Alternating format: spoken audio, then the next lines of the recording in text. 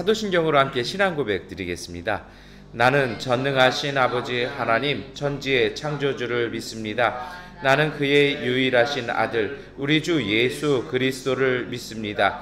그는 성령으로 잉태되어 동정녀 마리아에게서 나시고 본디오 빌라도에게 고난을 받아 십자가에 못 박혀 죽으시고 장사된 지 사흘 만에 죽은 자 가운데서 다시 살아나셨으며 하늘에 오르시어 전능하신 아버지 하나님 우편에 앉아 계시다가 거기로부터 살아있는 자와 죽은 자를 심판하러 오십니다. 나는 성령을 믿으며 거룩한 공교회와 성도의 교제와 죄를 용서받는 것과 몸의 부활과 영생을 믿습니다. 아멘. 찬송가 323장 찬송하시겠습니다.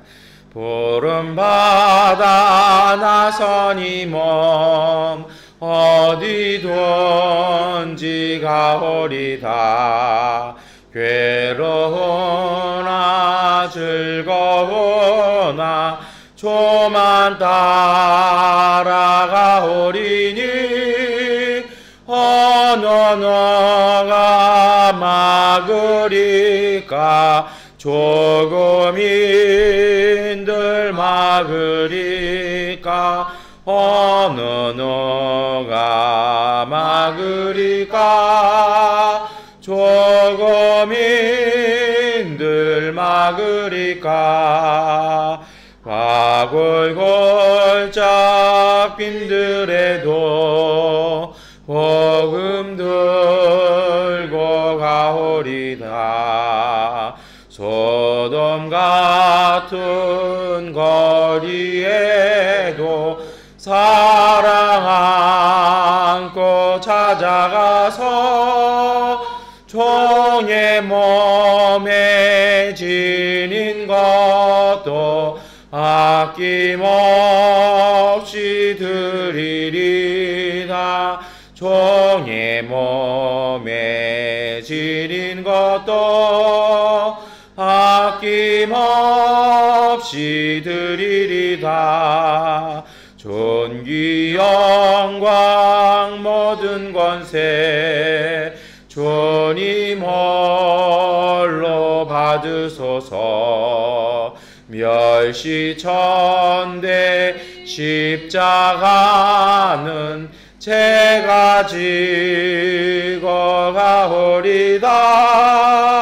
이름 없이 빛도 없이 감사하며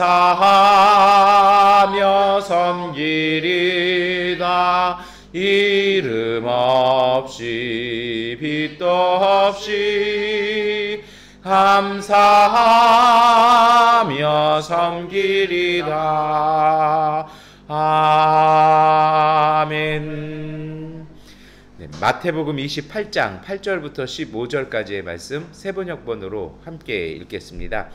여자들은 무서움과 큰 기쁨이 엇갈려서 급히 무덤을 떠나 이 소식을 그의 제자들에게 전하려고 달려갔다. 그런데 갑자기 예수께서 여자들과 마주쳐서 평안하냐 하고 말씀하셨다. 여자들은 다가가서 그의 발을 붙잡고 그에게 절을 하였다. 그때 예수께서 그 여자들에게 말씀하셨다. 무서워하지 말아라. 가서 나의 형제들에게 갈릴리로 가라고 전하여라.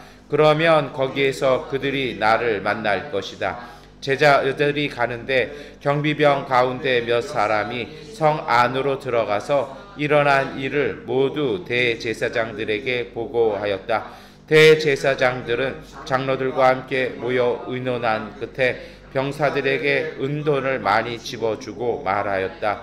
예수의 제자들이 밤중에 와서 우리가 잠든 사이에 시체를 훔쳐갔다 하고 말하여라. 이 소문이 총독의 귀에 들어가게 되더라도 우리가 잘 말해서 너희에게 아무 해가 미치지 않게 해주겠다.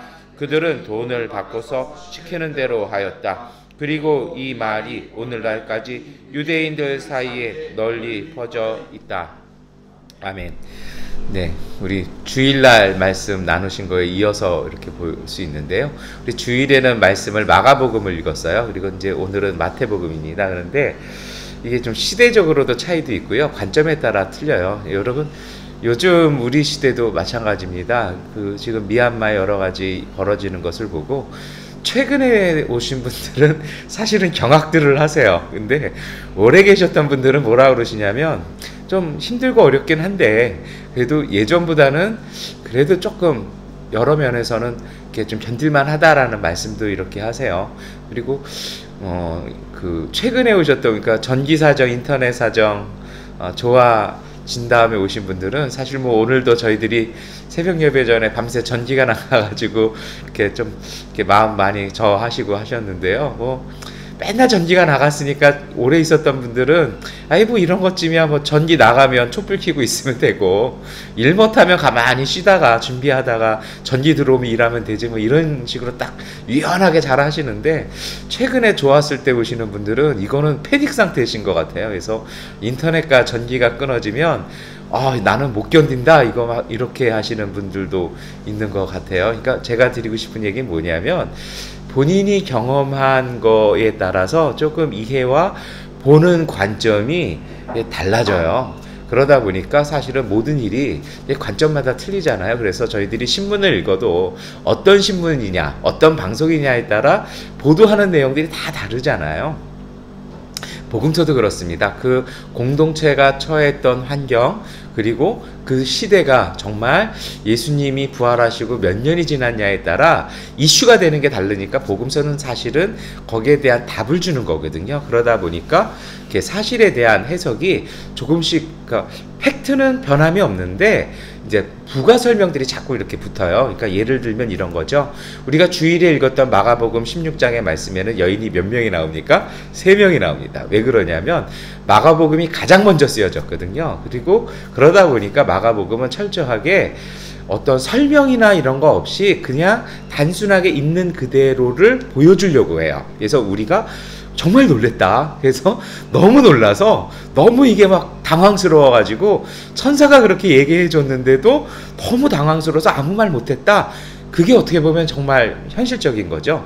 그래서 그때는 마가복음에는요, 여인들 몇 명이 등장합니까? 3명이 등장을 합니다. 왜 그렇습니까? 이거는 하나님의 거룩한 숫자 3입니다. 그러면 이제 이런 말씀을 드리면 많은 분들이 그런 얘기를 하세요. 그럼 목사님, 성경을 믿을 수가 없는 거 아닙니까? 이렇게 뭐 말이 다 다르다면서요? 라고 반문도 하세요. 그런데요, 이건 관점이 다른 거예요. 유대인들한테 숫자는요, 우리처럼 산수적인 개념, 숫자적인 개념이 아니라 그들에게서는요, 숫자는 또 다른 문자일 뿐이에요. 그래서 숫자는 의미를 설명해 주는 거지 우리처럼 어떤 산술적으로 딱 소수점 몇 자리까지 나오는 그 개념은 아니었다라는 겁니다. 그래서 마가복음에는 왜 여인이 3명이냐면요, 말씀드렸던 것처럼 하나님의 거룩한 숫자 3을 이야기하고 싶어서요. 그러니까 어제도 그런 말씀 드렸잖아요. 여인은 법적 효력이 없다고요. 그래서 무슨 얘기를 하는 거냐면 여인들을 통해서 하나님께서 증언하셨다라는 메시지를 정하고 있었습니다. 그런데 오늘 마태복음에는 몇 명이 나오냐면요, 저희들이 다 28장 전체를 읽지 않았습니다만 2명이 나옵니다. 막달라 마리아와 또 다른 마리아라고 나옵니다. 그러니까 여기서는 왜 2명일까요? 마태복음은요, 좀 시간이 지났습니다. 그래서 예수님께서 부활하시고 초대교회가 유대교 안에서, 유대 그 예루살렘 경제 안에서 유대교와 함께 같이 있으면서 복음을 전하고 있었어요. 그러니까 자꾸 유대교에서는 뭐 이렇게 자신들 율법에 기반해서 이런 얘기 저런 얘기를 자꾸 해오니까 사도들도 어떻게 하는 겁니까? 초대교회도 율법에 근거해서 자꾸 이제 그것을 설명하고 있었던 거죠. 근데 유대 율법에서는 증인이 몇 명이냐면요, 꼭 2명입니다. 2명이 나와야 돼요. 그러다 보니까 마태복음에서는 증인이 2명이 이제 그 여인 2명이 나오는 것이죠. 그래서 이제 오늘 말씀드린 전에 진행이 됩니다. 대부분의 말씀은 비슷한데 좀 다른 게 있죠.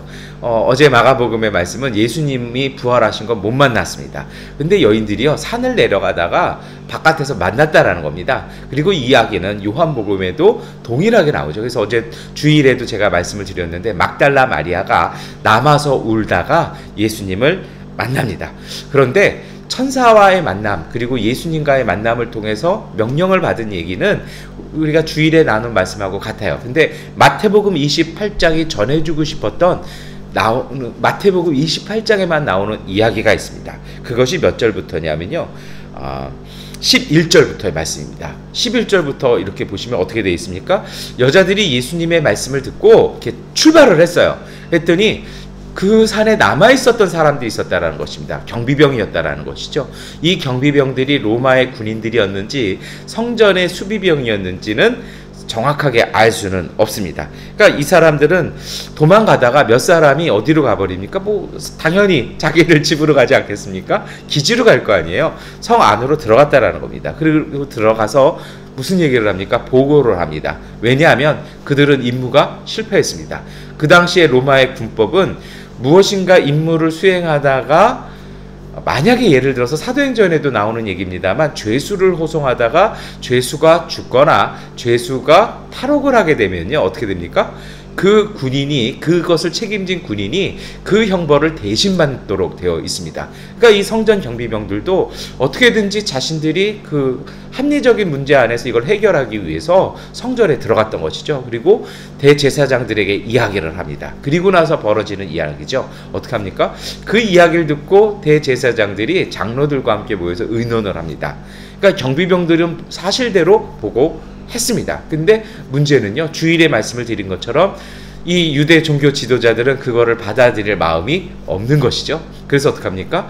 매수하기 시작합니다. 오늘 본문 말씀을 읽어보면 뭐라고 되어 있습니까? 많은 은을 집어 주었다라고 얘기합니다. 그 당시에도 화폐가요 여러 종류가 있었어요. 지금은 우리가 뭐 현금, 뭐 수표, 뭐 유가증권 뭐 이렇게 나온다라면 그 당시에는요 뭐 금, 은 이렇게 돼 있죠. 그래서 뭐 수상식 갈 때 금메달, 동메달, 은메달하는 건 예전식으로 얘기하면 현금을 주는 거하고 같았던 거거든요. 그런데 지금 우리가 금메달이 최고의 것이지만 고대에는요 은이 화폐의 가치로서는 제일 컸습니다. 왜냐하면 금은 이렇게 부러뜨릴 수가 없잖아요. 근데 은은 이렇게 딱 하면 끊어져서 언제든지 그것을 깎아서 나눠 쓸 수 있기 때문에 화폐의 가치로서는 은이 최고입니다. 그래서 그들에게 정말 많은 현금을 주어서 뭐라고 퍼뜨리라고 한 것입니까? 예수의 제자들이 습격해 와가지고 시신을 탈취해 갔다. 그리고 이 소문이 유대인들 사이에 널리 퍼져서 마태복음을 기록할 당시까지도 그것이 정해져 있었다라는 것이죠. 그러면 오늘 이 마태복음 28장은 두 가지 이야기를 하는 겁니다. 첫 번째는 그 여인들의 증언이요. 근데 이 여인들이 뭐라고 나와요? 너무 무섭고 두려워서 너무 이것이 받아들이지 않아서 사실은 아무에게도 말하지 못했다. 근데 이 제사장 경비병들은 어떻게 하는 것입니까? 너무 놀랍지만 그것을 사실대로 말했고 이것이 퍼지면 안 되니까 유대 지도자들도 그들을 매수해서 거짓말을 시켰다라는 것입니다. 그리고 이것이 사실은 복음을 전하는데 굉장히 걸림돌 되었다는 겁니다. 한쪽에서는 부활했다라고 얘기를 하고요. 한쪽에서는 너네가 시신 훔쳐간 거 아니냐 하면서 이게 논쟁이 지금 벌어졌다는 것이죠. 여러분 마태복음 28장의 이 말씀을 우리가 어떻게 묵상하고 받아들여야 될까요? 예수 믿는다라는 것은 그런 것 같아요. 이 당시도 마찬가지입니다. 세상에 퍼져 있는 이야기에서는 예수의 시신은 예수는 부활한 게 아니라 시신을 훔쳐간 것이죠. 그리고 얘기하는 게 있어요. 왜 그때는 너네 얘기 안 했어? 왜냐하면 이때는 자기들도 이 사실이 믿겨지지도 않고 감당할 수 없었다라는 것이죠. 그게 사실은 사실의 무게이기도 하고 사실의 가치이기도 합니다. 그러니까 이 초대교회 성도들이 직면했던 문제는 이거였어요. 세상의 소문은, 세상에 공식적으로 나와 있는 발표는 예수의 시신이 강탈당했다라는, 그리고 그 사건이 조작되었다라고 퍼져 있었는데 그럼에도 불구하고 그 속에서 예수 믿는 사람들이 나오기 시작했다라는 것입니다.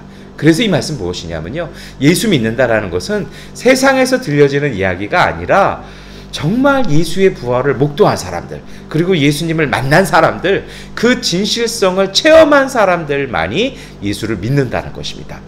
그리고 나서 우리가 읽지 않았습니다. 이후에 벌어지는 사건이 있습니다. 마태복음은요, 이 여인들과 제자들의 만남 이런 것을 싹 생략해버립니다. 그리고 바로 어떻게 말씀이 이어지냐면 갈릴리로 가라고 말씀하셨으니까 제자들이 갈릴리로 가서 다른 곳에서는 뭐 요한복음이나 이런 곳에서는 호숫가였는데요, 마태복음 28장에서는 끊임없이 산을 얘기합니다. 왜냐하면 마태복음 자체가 모세의 율법을 기반으로 하기 때문에 모세가 율법을 산에서 줬잖아요. 그래서 예수님의 산상수훈도 어디서 주어졌습니까? 산에서 주어졌습니다. 부활하신 예수님께서 제자를 다시 만난 장소도 어디였냐면 예수님께서 지정한 갈릴리의 어느 산이었습니다. 그곳 비롯해서 예수님께서 제자들을 파송하는 말씀을 하시는 것으로 마태복음의 마지막은 진행이 돼가는 것이죠. 그러니까 여러분, 그 갈릴리로 갔던 사람들 어떤 사람들입니까? 세상의 소문이 아니라 부활하신 예수를 직접 만났던 사람들은요, 갈릴리로 갔다라는 것입니다. 그 이야기가 전해주는, 우리에게 주는 신앙의 메시지가 있습니다. 그것은요, 우리가 듣고 따라야 될 것은 세상의 소문이나 세상에 흘러다니는 그런 말들이 아니라, 세상의 가치가 아니라 예수 그리스도의 가르침이라는 것입니다. 근데 이것이 어떻게 따라갈 수 있을까요? 그것은 딱 한 가지입니다. 오늘 우리가 우리의 삶 가운데 예수 그리스도와 함께 만나는 것입니다. 저는 그런 것 같아요.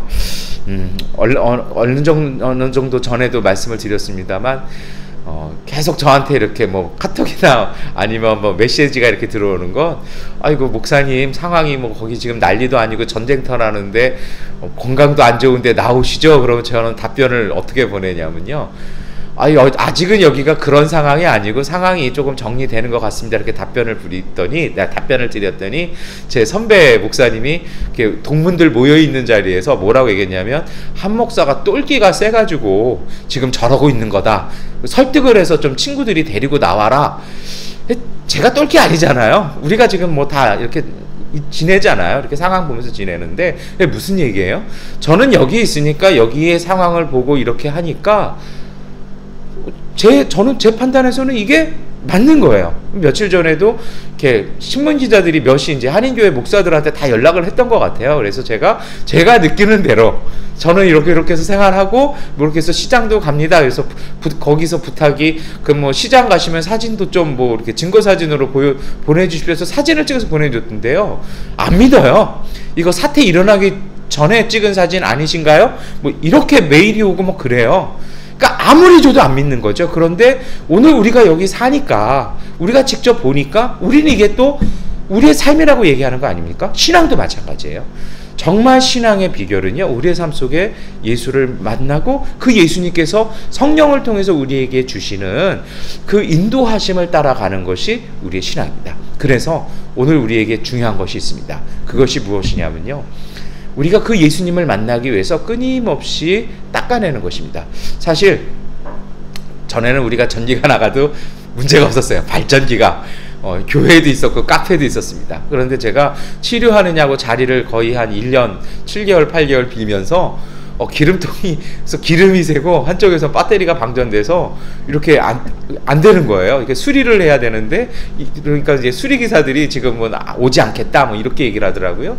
근데 사실은 오자마자 저거를 고쳐야 되는데 그거 외에도 고칠 게 너무 많아서 아직 순서가 안 됐더니 먼저 지금 전기가 나가버린 상황이 됐습니다. 제가 드리고 싶은 얘기 뭐냐면요, 제가 자리를 비우니까 겉은 멋쩍게 보이는데 속은 다 고장 나는 거죠. 보시다시피 뒤에 이쪽 강단 쪽도 불은 안 들어오잖아요. 전지하는 사람 불렀더니 뭐 어쩌고저쩌고 해가지고 좀 이따 오겠다 하면 이제 그래서 저희가 기다리고 있는데요. 무슨 얘기냐면요, 끊임없이 관리하고 끊임없이 지켜보고 끊임없이 닦아내고 끊임없이 고쳐내지 아니하면 이런 시설물들도 고장이 나고 뭔가가 안 되는데 우리의 영혼도 똑같습니다. 우리가 예수님을 만났고 성령의 감동을 받았다라면요, 그것을 유지하기 위해서 오늘 우리의 삶 속에서도 관리해야 됩니다. 정말 좋은 생각들, 깨끗한 마음들, 고운 말들, 그리고 정말 세상에 이런 것들이 아니라 하나님의 말씀에 순응해서 즉각 움직일 수 있는 그런 순발력들도 필요하고요. 마치 운동선수들처럼요. 그리고 또 무엇도 필요합니까? 많은 신앙생활하면서 우리가 힘든 것 중에 하나가 머리와 가슴에서 되는데 그게 삶으로 이어지는 것이 정말 어려워요. 정말 하나님이 감동을 주셨고 응답이 있으면 그것에 믿고 한번 도전해보는 그런 부단한 영적인 깨어있는 노력들이 오늘 우리 가운데 필요합니다. 그러한 삶이 있을 때 우리는요, 정말 오늘 우리의 삶 속에서 세상의 소문이나 세상의 어떤 풍문이 아니라 예수님과 함께 예수님께서 우리에게 주시는 그 인도하심을 따라 우리의 길을 걸어갈 수 있게 될 것입니다. 오늘 하루 여러분, 그러한 마음으로 정말 주님과 함께 동행하면서 세상의 소문 속에서도 하나님께서 준비해 놓으신 은총의 길 걸어가시는 하루 되시기를 축원합니다. 기도하겠습니다. 전능하신 아버지 하나님, 오늘 우리 가운데 함께하여 주옵소서. 우리의 마음과 우리의 믿음과 우리의 영혼과 우리의 삶이 하나님 정말 맑고 깨끗하게 하여 주셔서 주님의 인도하심을 보고 세상의 소문과 세상 사람들의 말에 휘둘리지 아니하고 오늘 우리가 걸어가야 될 삶의 자리를 걸어갈 수 있는 믿음의 가족들 되게 하여 주시옵소서. 가끔 길이 보이지 않을 때마다 멈추어 서서 기도하게 하여 주시고 세상에 대한 걱정과 두려움이 올 때마다 하나님과 함께 만남을 통해서 든든한 믿음으로 단단한 걸음 걸어갈 수 있는 주님의 가족들, 주님의 사람들 되게 하여 주시옵소서. 예수 그리스도의 이름으로 기도드립니다. 아멘. 우리 하나님께 기도하는 시간 갖도록 하겠습니다.